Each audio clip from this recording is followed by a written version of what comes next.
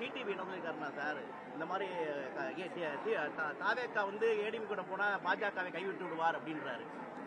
நான் இப்போ ஏற்கனவே உங்களுக்கு சொன்னல, ஒவ்வொருத்தருக்கும் ஒவ்வொரு கருத்து கணிப்பு இருக்கும், ஒவ்வொருத்தருடைய சொந்த கருத்துக்கள் இருக்கும். அவர்களுடைய கருத்து அவங்க சொல்றாங்க. ஆனால் தேர்தல் முடிந்த பிறகுதான் அதனுடைய விஷயங்கள்லாம் தெரியும். தேசிய ஜனநாயக கூட்டணி நிச்சயமா ஆட்சி அமைக்கும். இன்னைக்கு திராவிட முன்னேற்ற கழக அரசு எவ்வளவு மக்கள் விரோத அரசா இருக்குது. கரூர்ல 41 பேர் இறந்து போயிட்டாங்க. கள்ளக்குறிச்சியில் 65 பேர் கள்ளச்சாராயம் குடித்து இறந்து போயிட்டாங்க. பாலியல் வன்கொடுமை, 10 வயசு 15 வயசு பிள்ளைகள்லாம் ரோட்ல தனியா நிக்க முடியல. யாருடைய ஆட்சி? திராவிட முன்னேற்ற கழகத்தினுடைய ஆட்சி. யார் முதலமைச்சர்? மதிப்புக்குரிய நமது ஸ்டாலின் அவர்கள் முதலமைச்சராக இருக்கிறாங்க. சட்டம் ஒழுங்கு எங்க சரியா இருக்கு? எல்லா போலீஸ் நிலையத்திலையும் வெடிகுண்டு, பெட்ரோல் குண்டு வீசுறாங்க. எங்க நல்ல நிகழ்வுகள் நடைபெறுகிறது?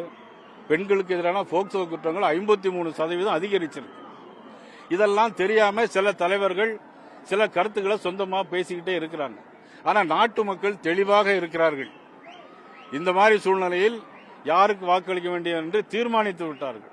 இன்னைக்கு மாமன்னர்களுடைய பூமி சிவகங்கை சீமையிலிருந்து சொல்கிறேன், தேசிய ஜனநாயக கூட்டணி உறுதியாக ஆட்சி அமைக்கும்.